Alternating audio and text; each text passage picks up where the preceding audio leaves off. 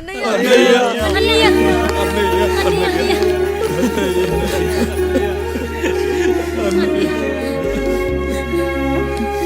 రాత్రి చాలా భయం వేసిందనయ్యా. ఇప్పుడు మమ్మల్ని వదిలి వెళ్ళకన్నయ్యా. రాత్రే కదరా మనం అందరం కలిసి పడుకున్నాం. ఎప్పుడో రాత్రి చూసామన్నయ్య. నిన్ను చూడకుండా ఒక్క అరగంట కూడా ఉండలేకపోతున్నా. నిన్ను చూసి చాలా రోజులైనట్టుంది అన్నయ్య. రాత్రంతా ఎక్కడికి వెళ్ళావన్నయ్య? అసలు ఎక్కడికి వెళ్ళారండి? ఇంట్లో దోమలు కొడుతున్నాయని అలా పక్కనే ఉన్న గడ్డివాం దగ్గర పడుకున్నా. మన రత్తాలు వాళ్ళ ఆయన ఊళ్ళో లేడంది. సరే అని తను తోడుగా తీసుకెళ్ళా.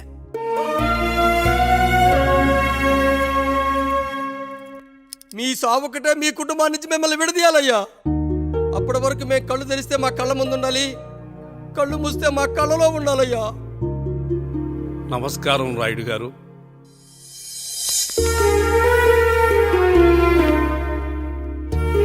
నమస్తే. ఏం జడ్జి గారు ఎప్పుడొచ్చారు? ఇప్పుడే. రాయుడు గారు, మీ కుటుంబం గురించి వినడమే గాని ఇప్పుడే చూస్తున్నాను. ఒక్కసారి మీ కుటుంబ సభ్యుల్ని నాకు పరిచయం చేయండి రాయుడు గారు. వాళ్ళు నా తమ్ముళ్ళు. నమస్కారం. మొత్తం ముగ్గురా? కాదు, నలుగురు. వాడు వేరే షూట్లో ఉన్నాడు. వీళ్ళు నా చెల్లెళ్ళు. నమస్కారం తల్లి. వీళ్ళు నా భార్యలు. నమస్కారం అమ్మా. వీళ్ళు నా బంధువులు. నమస్కారం. నా జీవితంలో ఎంతో ముఖ్యమైన, ఆ, ఇష్టమైన, ప్రాణమైన ఆ. మరో మనిషిని మీకు పరిచయం చేయాలి. ఆవిడే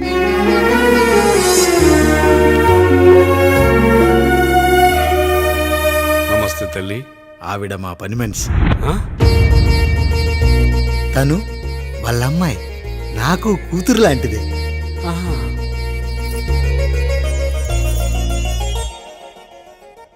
ఆ ఫోటోలోని వ్యక్తి ఎవరమ్మా? మీ ఆయన?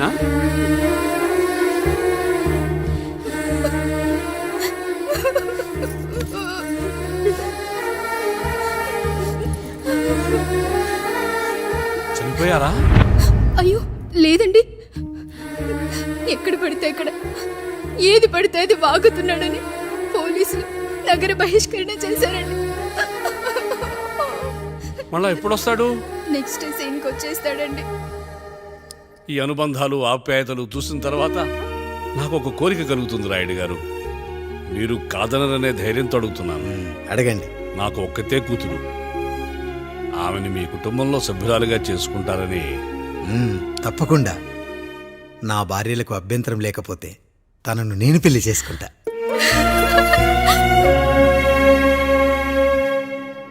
అయ్యో, మీరు పొరపాటుగా అర్థం చేసుకున్నారు. మీ పెద్ద తమ్ముడికి ఇచ్చి చేస్తారని.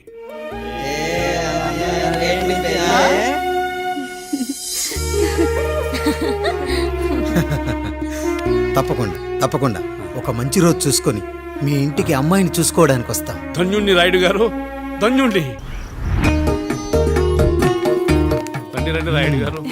మీలాంటి పెద్దలు మా ఇంటికి వచ్చి మా అమ్మాయిని మీ కోడలుగా చేసుకోవటం. ఇంకా రాయుడు గారు ఏంటి బావగారు? బావగారు అని పిలవండి. సంతోషం. రండమ్మా. త్వరగా అమ్మాయిని పిలిపించండి. మా వాడు అసలే ఆగలేకపోతున్నాడు. మా వాడు చిన్నప్పటి నుంచి అంతేనండి. కక్కొచ్చినా ఏమొచ్చినా ఆపుకోలేడు. త్వరగా మీ అమ్మాయిని పిలిపిస్తే ఆ కళ్యాణం ఏదో చేసేద్దాం. అమ్మా జయమాలిని, అమ్మాయిని చూసురా.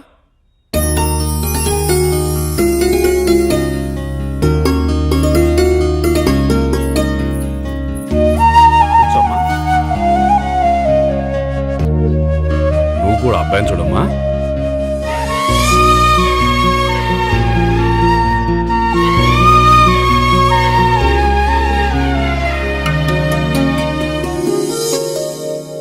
మా అమ్మాయి అని చెప్పుకోవడం కాదు కానీ అసలు ఈ కాలపిల్ల కాదు బావగారు. రాత్రంతా బయట తిరిగినా కోడి కుయ్యకు ముందు ఇంటికి వచ్చేస్తుందండి. మళ్ళా ఊరంతా నిద్రలేగిస్తే తప్పుగా అనుకుంటారు కదా. తను తిరిగే స్నేహితుల్లో పచ్చి తాగుబోతులు, తిరుగుబోతులు ఉన్నారు. కానీ ఆ విషయాన్ని తన మనసులోనే పెట్టుకుంటుంది కానీ స్నేహితుల గురించి ఎప్పుడూ చెడుగా చెప్పింది లేదు బావగారు. దీని చిన్నప్పుడే నా భార్య కారు డ్రైవర్తో కలిసి పక్క సందులోనే కూరగాయల మార్కెట్కి వెళ్ళి తప్పిపోయారు. అప్పటి నుంచి ఎంత వెతికించినా మా డ్రైవరు కనపడలేదు, నా భార్య దొరకలేదు.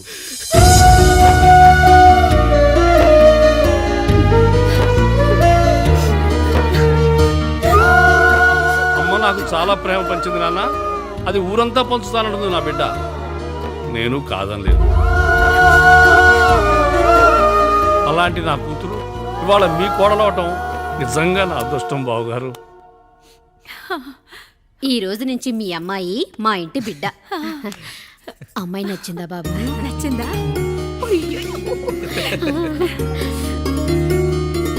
వాడికేం తెలుసు అన్నయ్య గారు, చిన్న పిల్లాడు. ఇప్పటికీ ఆకుని చెవులో పువ్వుని నోట్లో పెట్టుకొని తిరుగుతూ ఉంటాడు.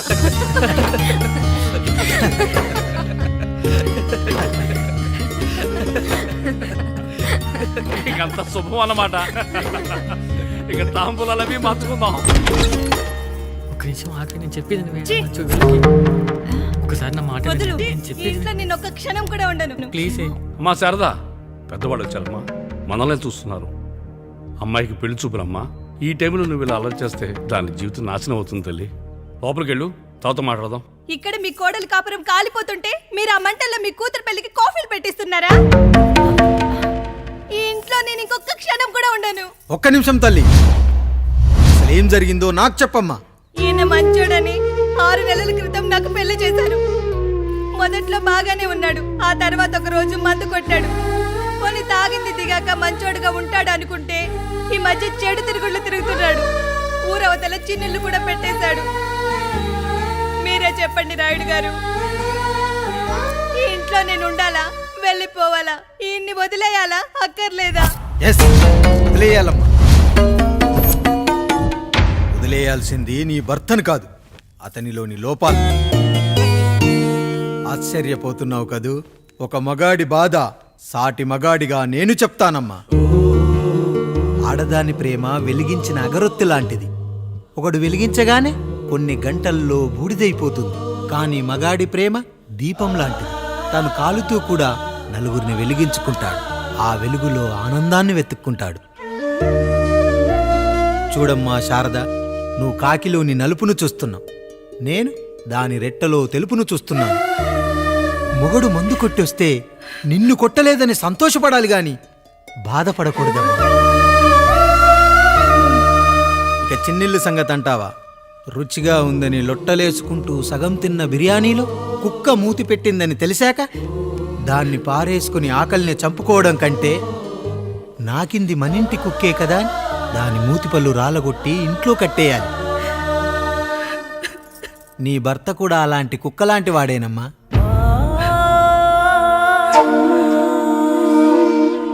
ఆడదానికి వయసొచ్చాక 3 ముళ్ళేసుకొని 90 ఏళ్ల జీవితం గురించి కలలు కంటుంది. అదే మగాడు 3 ముక్కలాడి 90 ml మందేయాలని కలలు కంటాడు. హౌస్లోనికి హౌస్ కీపింగ్కి తేడా తెలియని అమాయకపు జాతి అమ్మా మా మగజాతి. పండగ పూట తినే పాయసం రుచి గురించి మీకు తెలిసి ఉండొచ్చు. కానీ గర్లం కంటే చేదుగా ఉన్న బ్రాందీని కక్కలేక మింగలేక తాగే ఆ బాధ ఒక్క మగాళ్లకు మాత్రమే తెలుస్తుంది. కష్టాల్లో ఓదార్చిన మందును సుఖాల్లో మర్చిపోకూడదని తాగడమే కాని మాకు మాత్రం తాగాలని ఆశుంటుందా తల్లి? చివరిగా ఒక్క మాట, కష్టాలు పొంగల్లో మిరియాల్లా మనకే వస్తాయి, కానీ సంతోషాలు ఉప్మాలో జీడిపప్పులా పక్కనోడుతూ ఉంటాయి. ఎదుటివాడి ఉప్మాలో కూడా పనికిరాని కరివేపాకుంటుందని సర్దుకుపోవడమే జీవితమమ్మా. రాయుడు గారు, నన్ను క్షమించండి. రాయుడు గారు, నన్ను క్షమించండి. నా తప్పు నేను తెలుసుకున్నాను. ఈ రోజు నా 2 బిడ్డల జీవితాన్ని కాపాడారు రాయుడు గారు. ఈ శుభ కార్యక్రమాన్ని కూడా మీరే జరిపించండి. తప్పకుండా.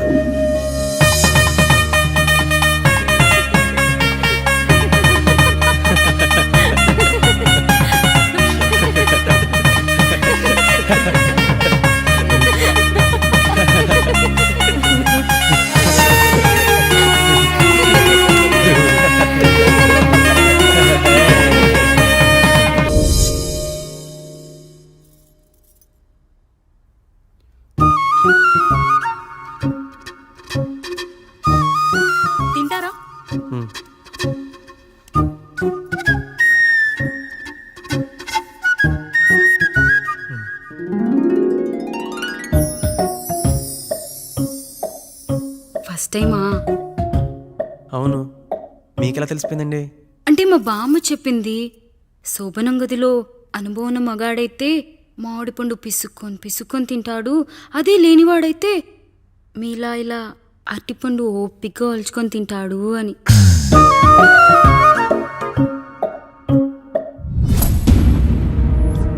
ఏంటవి? అవేంటో తెలీదా? ఫ్రెండ్స్కి పెళ్ళని చెప్తే హ్యాపీ బర్త్డే అనుకొని బెలూన్స్ ఇచ్చారు. ఫీల్ అవుతారు కదా అని 4 అక్కడ కట్టాను.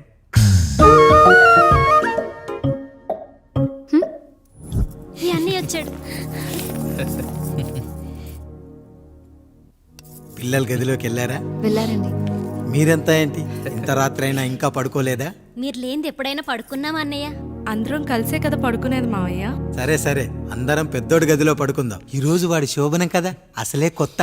పక్కనుంటే ధైర్యంగా ఉంటుంది. పక్క నుండి దగ్గరుండి జరిపిద్దాం. పదండి.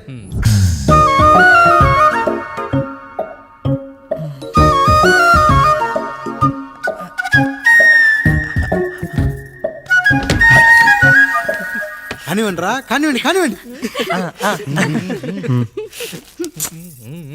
మీరేం మావయ్య ఇక్కడ పడుకుంటున్నారు?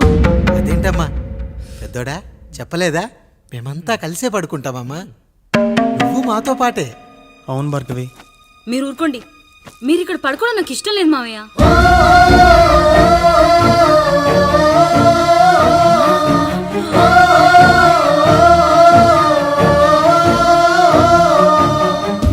అదేంటమ్మా అలా అంటావు? ఎన్నో చూసాం, ఎన్నో చేశాం.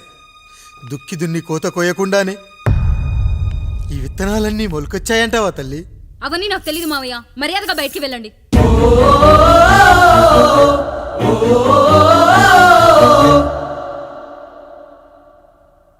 కనీసం ఆ మూలనైనా పడుకుంటామమ్మా. నువ్వైనా చెప్పరా పెద్దోడా? అంటే తను ఇబ్బంది పడుతుంది కదా నాన్న.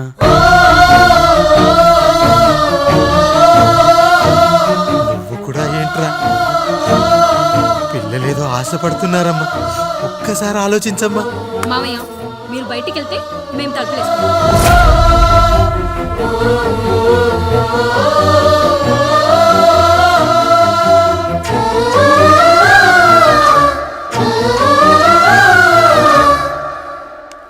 వేసుకోండి అమ్మా, వేసుకోండి.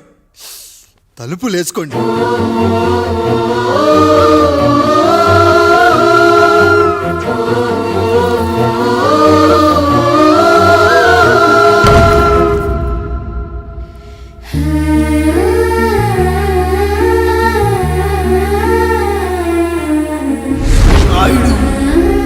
బిడ్డలు జాగ్రత్త.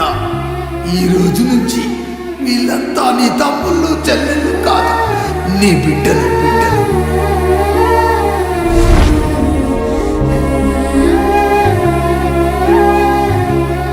జానకి, ఏమండి? సావిత్రి, ఏమండి?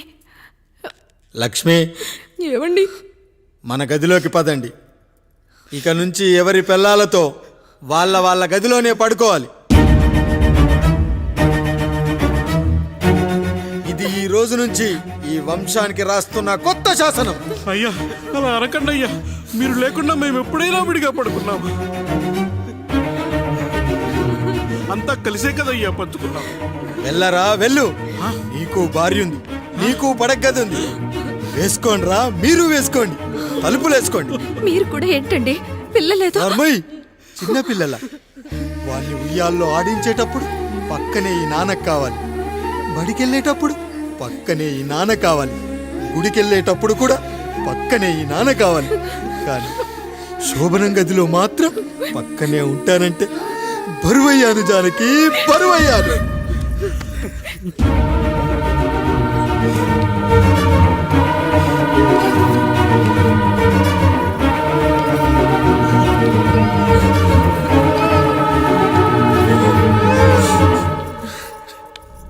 ఏంటండి ఇంకా అదే ఆలోచిస్తున్నారా? ఎలా మర్చిపోగలను లక్ష్మి? జరిగింది ఏదో జరిగిపోయింది, మీరు బాధపడకండి. ఎంత మాట అన్నాడో చూసావా? నా భార్య ఇబ్బంది పడుతుంది, బయటికెళ్ళండి నాన్న అన్నాడు. వాణ్ణి ఎలా పెంచాను? చదువుకుంటే పై చదువులకు వాడు వేరే ఊరు వెళ్లాల్సి వస్తుందని చదివే మాన్పించేశాను. జ్వరం వస్తే ఆ మాత్రలు చేదుగా ఉంటాయని నేనే మింగాను. నోరు తెరిచి అమ్మ కావాలన్నప్పుడల్లా ఎంతమంది అమ్మల్ని ఇచ్చాను. నాన్న అన్న ప్రతిసారి నాన్నల్ని ఇవ్వలేకపోయానని వాడికి నా మీద కోపమో ఏమో జానకి. నిజమేనండి, మనమంతా ఇలా లేమే. మన కుటుంబానికి దిష్టి తగిలింది. మా నాన్న మరణంతో ఆస్తిపోయి తమ్ముళ్ళతో నడి రోడ్డున పడ్డప్పుడు ఇలాంటి కష్టాన్ని మొదటిసారి అనుభవించాను.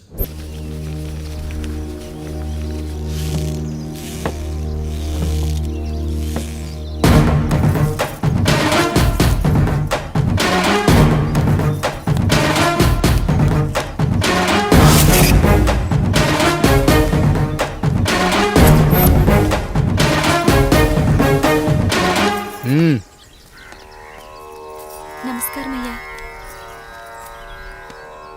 అయ్యా, మన ఈరిగాడికి సంవత్సరం క్రితం పెళ్ళయిందయ్యా. మొన్నటిదాకా తాడు బంగారంలో ఉన్న వాళ్ళ జీవితం ఇప్పుడు తాడు ఫ్యాన్లో మారిందయ్యా. తన భర్తకి తల్లిదండ్రులు ఎక్కువయ్యారయ్యా. కట్టుకున్న భార్యకి చీర కొనడం కంటే అమ్మా నాన్నలకు మాత్రం మందులు కొనటమే తన సంతోషం. పొద్దున లేచిన దగ్గర నుంచి తల్లిదండ్రుల పనులు పెళ్ళ ముద్దు ముచ్చట తీర్చట్లేదని తల్లిదండ్రులను వృద్ధాశ్రమంలో చేరిస్తే తను తన భర్త సంతోషంగా ఉంటామని వీరిగాడి భార్య సావిత్రి రచ్చబండి ఫిర్యాదు చేసిందయ్యా. చూడమ్మా, ప్రతి స్త్రీ జీవితం 3 ఆకులతో ముడిపడి ఉంటుంది. పెళ్లిల్లో మావిడాకులు, శోభనం గదిలో తమలపాకులు, ఆ తర్వాత భర్తతో విడాకులు. మావిడాకులు గుమ్మానికి కట్టొచ్చు, తమలపాకులతో కిల్లీలు కట్టొచ్చు, కానీ విడాకులతో కాపురాలను కట్టలేమమ్మా, కట్టలేము. నన్నేం చేయమంటారు? నాకంటూ కోరికలుండవా? భర్తతో సరదాగా ఒక్కదాన్నే గొడవ పడాలని, ఆయన కష్టపడి అలిసొస్తే పక్కింటి వాళ్ళ కబుర్లన్నీ చెప్పాలని, వచ్చిన జీతం మొత్తం చేతికిచ్చాక నేనే 10వ 12వ చేతిలో పెడితే ఆయన కళ్ళల్లో ఆనందం చూడాలని నాకనిపించదా? ఎంతసేపు అమ్మా నాన్న అంటూ వాళ్ళ కొంగు పట్టుకుని తిరగడమే తప్ప నా పైట పట్టుకుని తిరిగిందే లేదు. నాకు విడాకులొద్దు, నా భర్త నాకు కావాలి. ఎరా, నీ భార్య చెప్పింది విన్నావుగా, ఏమంటావు? అయ్యా, మీరు నా వైపు కూడా ఆలోచించండి అయ్యా. 9 నెలలు నా తల్లి కష్టపడి కన్నీ పెంచితే 20 ఏళ్ళు నా తండ్రి నన్ను పోషించాడు. నిన్నగాక మొన్న వచ్చింది. ఇది మమ్మల్ని విడదీయాలంటే ఎలాగయ్యా? నాకు నా పెళ్ళం కంటే నా తల్లిదండ్రులు ఎక్కువయ్యా. మరి పెళ్ళెందుకు చేసుకున్నావురా? అక్కుల్లో పనికెళ్తుంటే అక్కడ మెస్ భోజనం పడట్లేదయ్యా. ఇల్లామంటే పని మనిషి అనుకుంటున్నావారా? అసలేమనుకుంటున్నావురా? ఆడదంటే నీకంటే చిన్నదవుతే చెల్లవుతుంది. నా తప్పు నేను తెలుసుకున్నానయ్యా. నా తల్లిదండ్రులు నేను వదిలేస్తానయ్యా. నా పెళ్ళాన్ని నాకు ఇప్పించున్నాయ్యా. నువ్వు తప్పు మీద తప్పు చేస్తున్నావు. నీ భార్యను తిరిగి ఏలుకోవడానికి నీకు హక్కు లేదు. ఈ రాయుడు తీర్పిస్తున్నాడు. ఈ ఈరిగాడు మాత్రం తమ తల్లిదండ్రులతో ఉండాలి, కానీ ఈవిడకు మాత్రం భర్త కావాలి. ఈమెకు అభ్యంతరం లేకపోతే నేను పెళ్లి చేసుకుంటాను.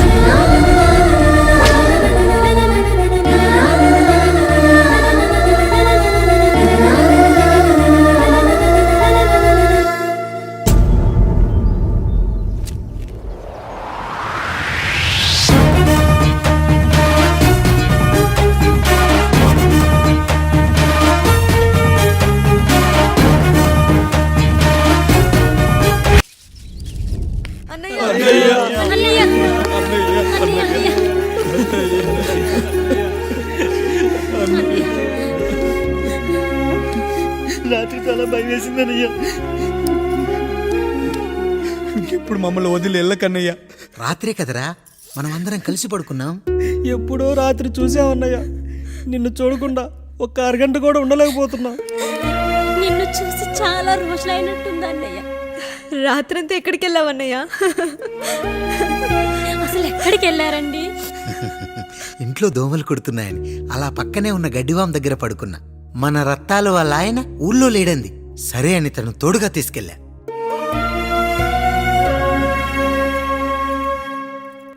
మీ సావుకటే మీ కుటుంబాన్ని నుంచి మిమ్మల్ని విడదీయాలయ్యా. అప్పటి వరకు మేము కళ్ళు తెరిస్తే మా కళ్ళ ముందు ఉండాలి, కళ్ళు మూస్తే మా కళ్ళలో ఉండాలయ్యా. నమస్కారం రాయుడు గారు.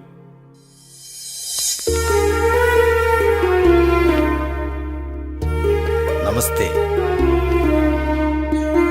ఏం జడ్జి గారు ఎప్పుడొచ్చారు? ఇప్పుడే. రాయుడు గారు, మీ కుటుంబం గురించి వినడమే గాని ఇప్పుడే చూస్తున్నాను. ఒక్కసారి మీ కుటుంబ సభ్యుల్ని నాకు పరిచయం చేయండి రాయుడు గారు. వాళ్ళు నా తమ్ముళ్ళు. నమస్కారం. మొత్తం ముగ్గురా? కాదు, నలుగురు. వాడు వేరే షూట్లో ఉన్నాడు. వీళ్ళు నా చెల్లెళ్ళు. నమస్కారం తల్లి. వీళ్ళు నా భార్యలు. నమస్కారం అమ్మా. వీళ్ళు నా బంధువులు.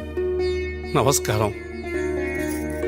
నా జీవితంలో ఎంతో ముఖ్యమైన, ఇష్టమైన, ప్రాణమైన మరో మనిషిని మీకు పరిచయం చేయాలి. ఆవిడే.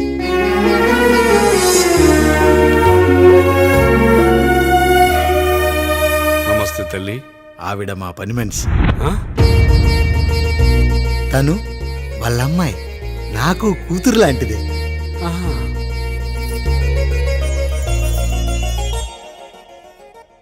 ఆ ఫోటోలోని వ్యక్తి ఎవరమ్మా? మీ ఆయన?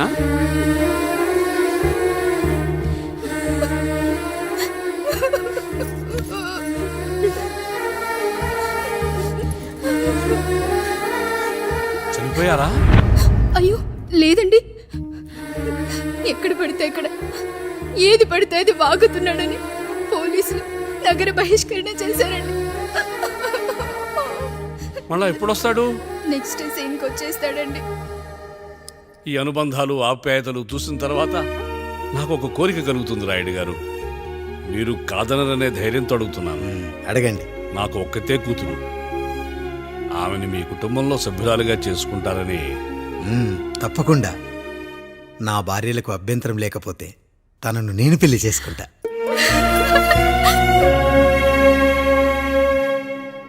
అయ్యో, మీరు పొరపాటుగా అర్థం చేసుకున్నారు. మీ పెద్ద తమ్ముడికి ఇచ్చి చేస్తారని.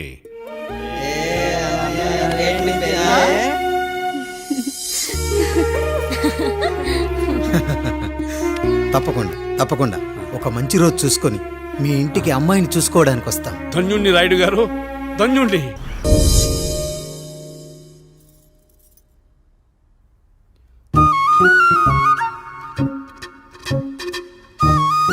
తింటారా?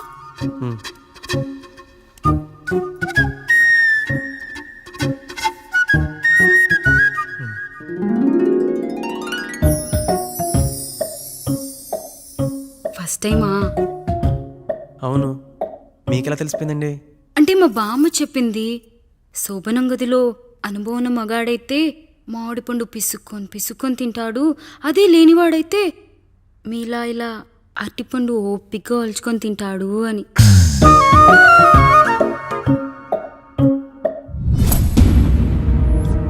ఏంటవి? అవేంటో తెలీదా? ఫ్రెండ్స్కి పెళ్ళని చెప్తే హ్యాపీ బర్త్డే అనుకొని బెలూన్స్ ఇచ్చారు. ఫీల్ అవుతారు కదా అని 4 అక్కడ కట్టాను.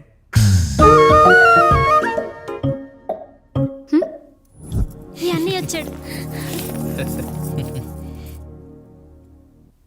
పిల్లల గదిలోకి వెళ్ళారా? వెళ్ళారండి. మీరెంత ఏంటి ఇంత రాత్రి అయినా ఇంకా పడుకోలేదా? మీరు లేనిది ఎప్పుడైనా పడుకున్నామా అన్నయ్య? అందరం కలిసే కదా పడుకునేది మావయ్య. సరే సరే, అందరం పెద్దోడి గదిలో పడుకుందాం. ఈ రోజు వాడి శోభనం కదా, అసలే కొత్త. పక్కనుంటే ధైర్యంగా ఉంటుంది. పక్క నుండి దగ్గరుండి జరిపిద్దాం. పదండి.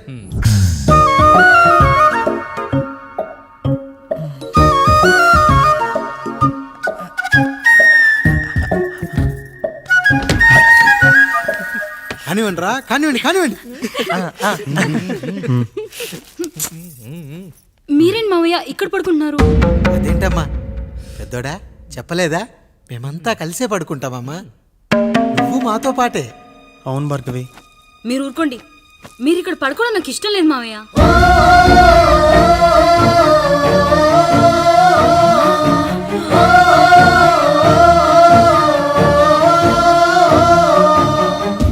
అదేంటమ్మా అలా అంటావు?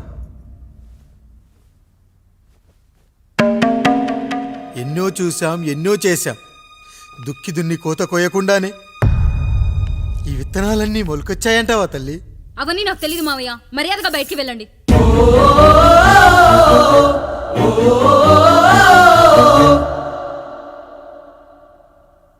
కనీసం ఆ మూలనైనా పడుకుంటామమ్మా. నువ్వైనా చెప్పరా పెద్దోడా? అంటే తను ఇబ్బంది పడుతుంది కదా నాన్న.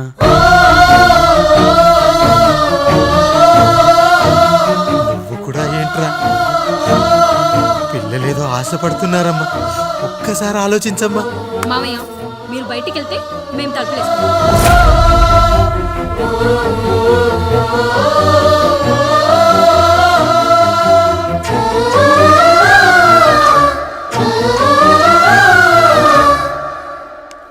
వేసుకోండి అమ్మా, వేసుకోండి, తలుపులు వేసుకోండి.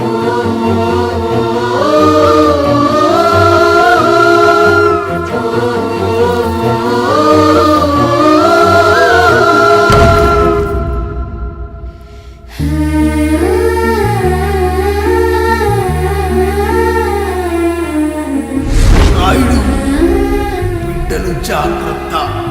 ఈ రోజు నుంచి వీళ్ళంతా నీ తమ్ముళ్ళు చెల్లెళ్ళు కాదు, నీ బిడ్డలు.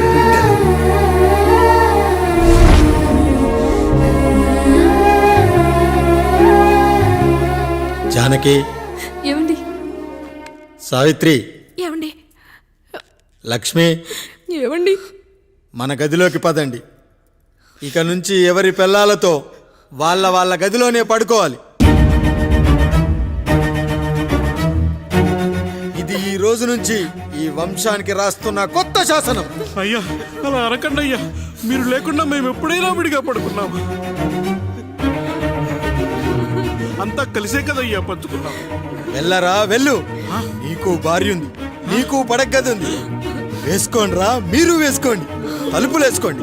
మీరు కూడా ఏంటండి పిల్లలేదు? నర్మయ్, చిన్న పిల్లల వాళ్ళని ఉయ్యాల్లో ఆడించేటప్పుడు పక్కనే ఈ నాన్న కావాలి, బడికెళ్ళేటప్పుడు పక్కనే ఈ నాన్న కావాలి, గుడికెళ్ళేటప్పుడు కూడా పక్కనే ఈ నాన్న కావాలి. కానీ శోభనం గదిలో మాత్రం పక్కనే ఉంటానంటే బరువయ్యాను జానకి, బరువయ్యాను.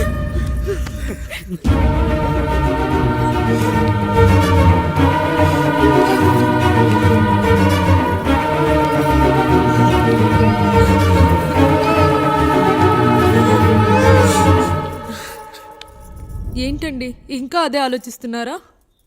ఎలా మర్చిపోగలను లక్ష్మి? జరిగింది ఏదో జరిగిపోయింది, మీరు బాధపడకండి.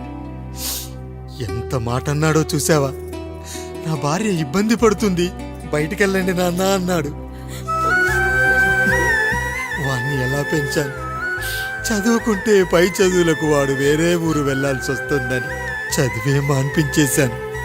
జ్వరం వస్తే ఆ మాత్రలు చేదుగా ఉంటాయని నేనే మింగాను. నోరు తెరిచి అమ్మ కావాలన్నప్పుడల్లా ఎంతమంది అమ్మల్ని ఇచ్చాను.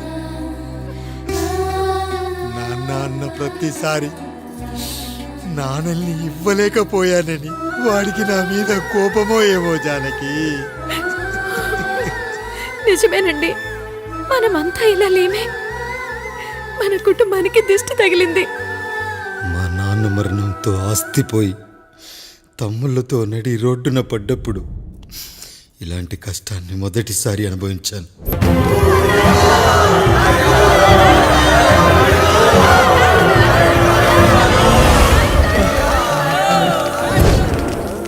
ప్రజల్లారా, నా బిడ్డల్లారా, నా జీవితం మీకే అంకితం.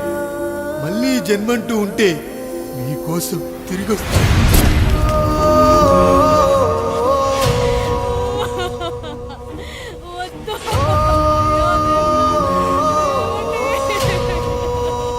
వద్దయ్యా, వద్దు, వద్దయ్యా, వద్దయ్యా.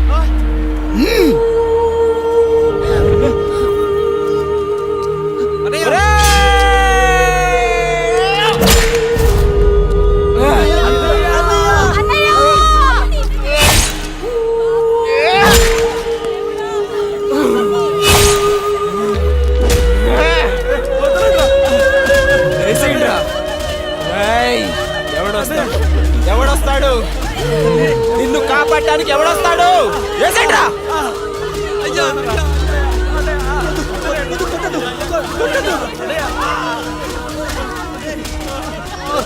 కష్టం వస్తే ఒక్కసారి నాన్న అని పిలవరా ఆ సమాధిలోంచైనా లేచొస్తా